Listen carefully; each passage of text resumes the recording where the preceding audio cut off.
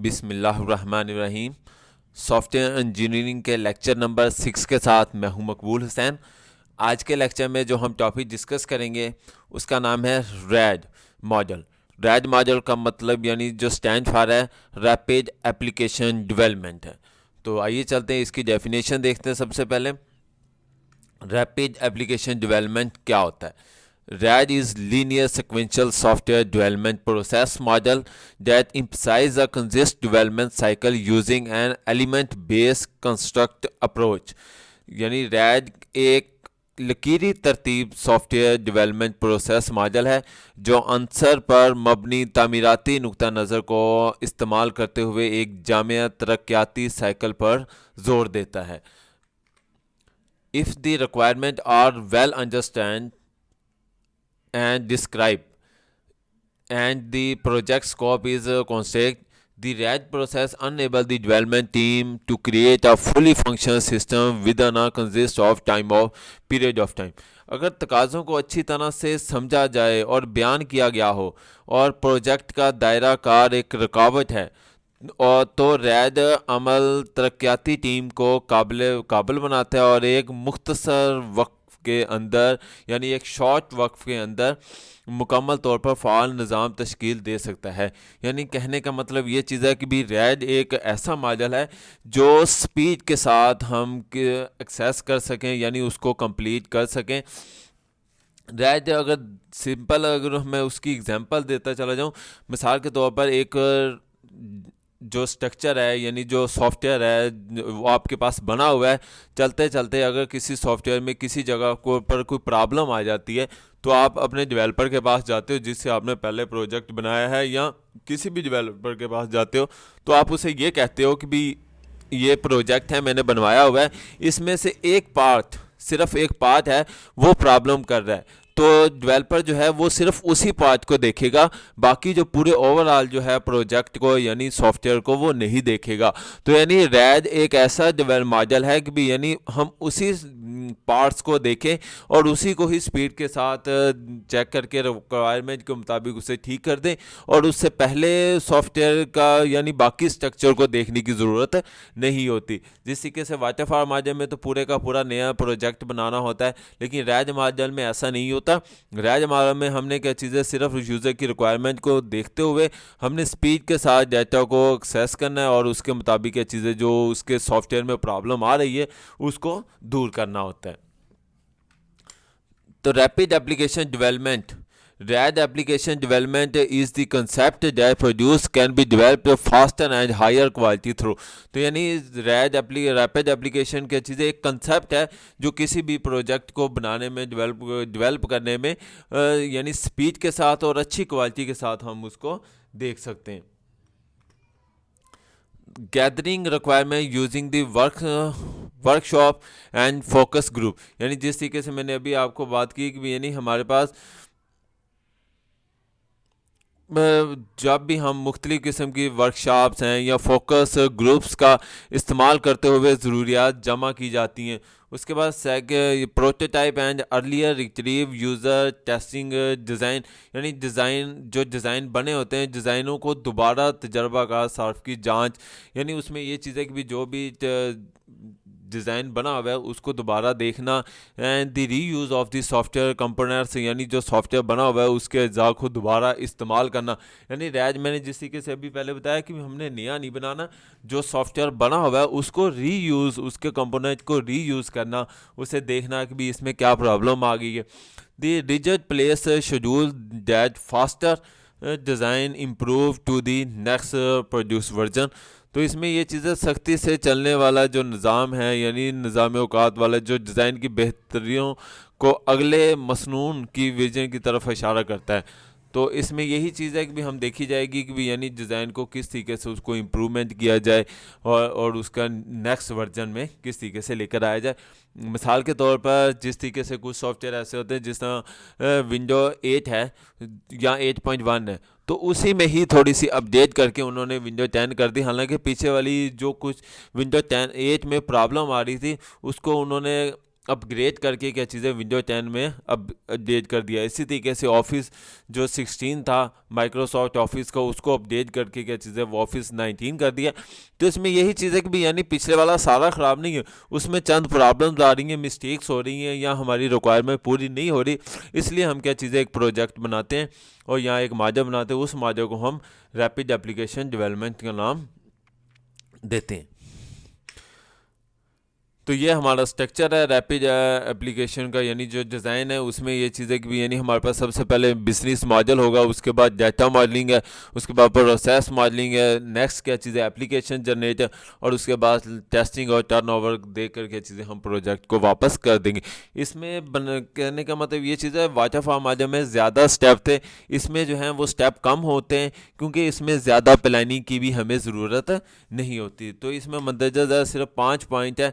तो faces of जो RAD है, तो various phases of RAD are as follows: business modelling, data modelling, process modelling, application generation, और last जो है वो हमारे पास टेस्टिंग या टर्नओवर है। तो अब इसको हम वन बाय वन डिस्कस करते हैं। सबसे पहले हमारे पास है जी बिजनेस मॉडलिंग। बिजनेस यानी जब भी हम कोई भी किस्म का मुख्तलिफ किस्म का बिजनेस वगैरह करते हैं, the information flow among business function is defined by the answering question like what does drive the business process, what does the generate, who generate it, where does the information go and who process it, and so on। तो यही चीज़ है कि भी कारोबारी अफ़ाल के मबैन मालूमात के बहाव की वजाहत सवालात जवाब से की जाती है, यानी सवालात पूछे जाते हैं फिर उनके जवाब दिए जाते हैं। जैसा कि सवालात कौन कौन से, मिसाल के तौर पर जैसे कि डाटा कारोबारी अमल को आगे बढ़ाता है, कौन सा डाटा तैयार करना है, कौन पैदा करने वाला है, मालूमात कहाँ से की जाए और कौन से इस पर कौन सी कार्रवाई की जाए। इस तरीके से मुख्तलिफ़ किस्म के प्रोसेस हम जो है यानी बिजनेस मॉडलिंग में करते हैं। उसके बाद हमारे पास जो दूसरा है वो है data modelling.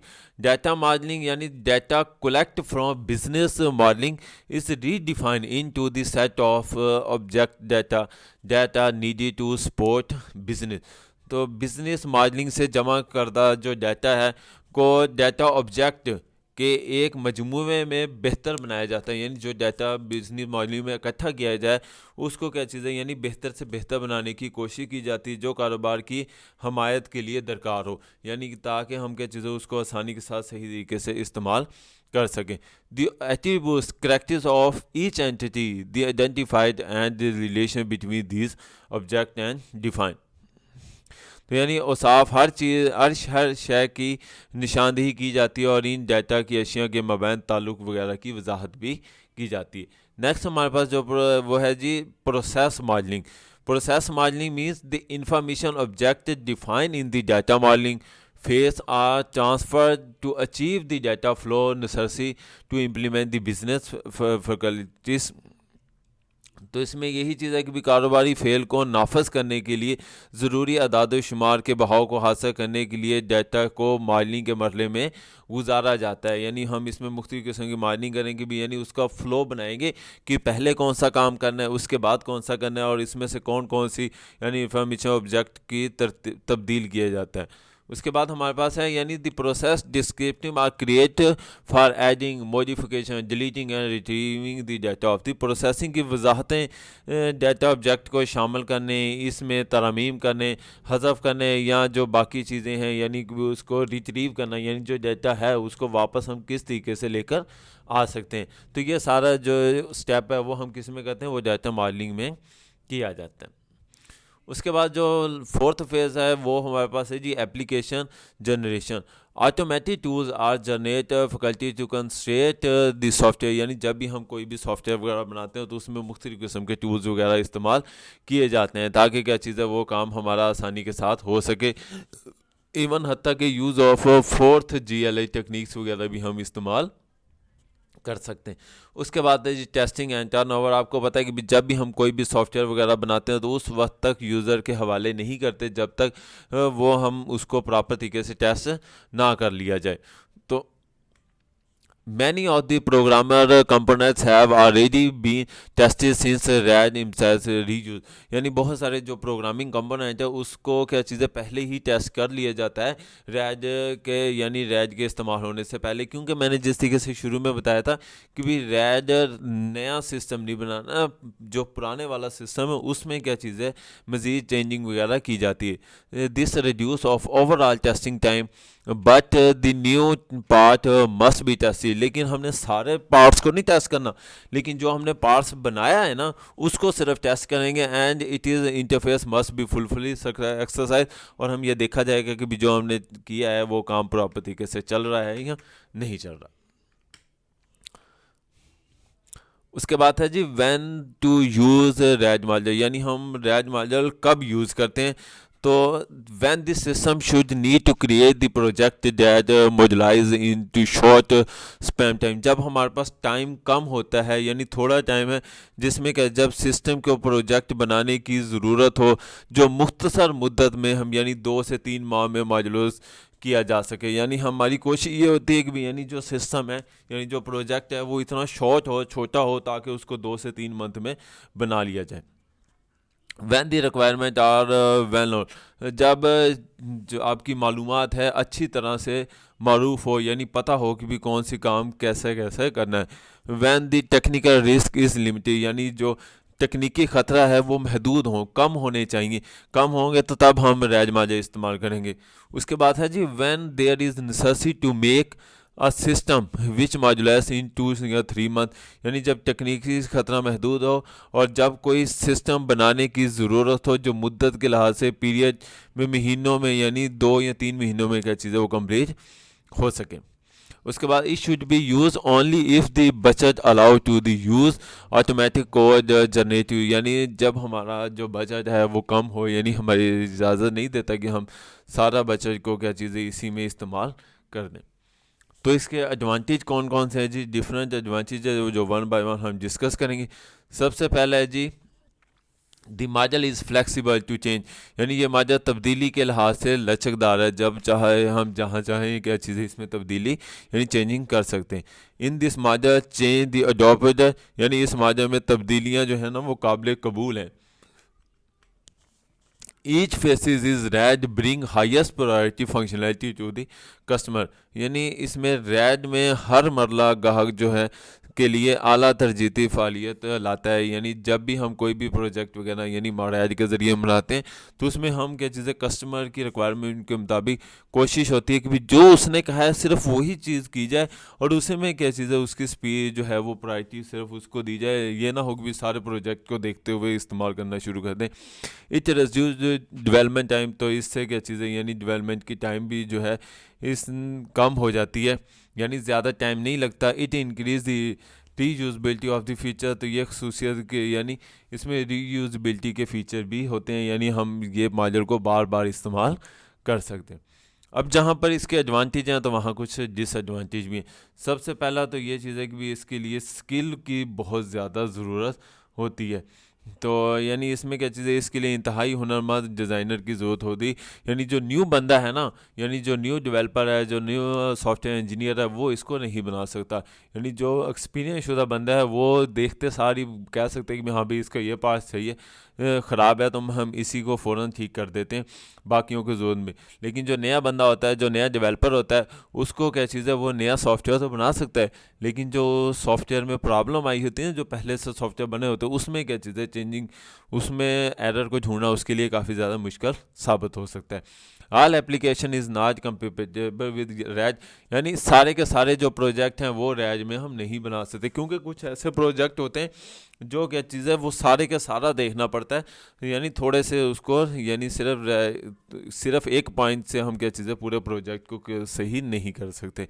For smaller project we can not use the RAD model, यानी जो ज़्यादा छोटे मॉडल्स हैं वो क्या चीज़ है वो इसमें नहीं आ सकते, हम उनको भी यूज़ नहीं कर सकते. On the high technical risk is not suitable, यानी अगर रिस्क ज़्यादा हो मिसाल के तौर पर उसके जैसे जो है यानी कॉस्ट ज़्यादा लगती हो या पेचीदगियाँ बहुत ज़्यादा हों या एरर बहुत ज़्यादा हों, तो फिर क्या चीज़ है, ये रैज मॉडल बेहतर नहीं है। फिर हमें क्या चीज़ है, वाटरफॉल मॉडल का ही इस्तेमाल करना बेहतर रहेगा। तो रिक्वायरमेंट, यूज़र इन्वॉल्वमेंट और लास्ट, उम्मीद है आपको आज का लेक्चर समझ आया होगा। अगर किसी भी टॉपिक की समझ ना आई हो तो आप मुझसे इस ईमेल एड्रेस पर या जो मेरा यूट्यूब का चैनल है कंप्यूटर ट्यूटोरियल हब, इस पर आकर कमेंट्स करके पूछ सकते हैं। अपना ख्याल रखिएगा। अल्लाह हाफिज़, फ़ी अमानिल्लाह।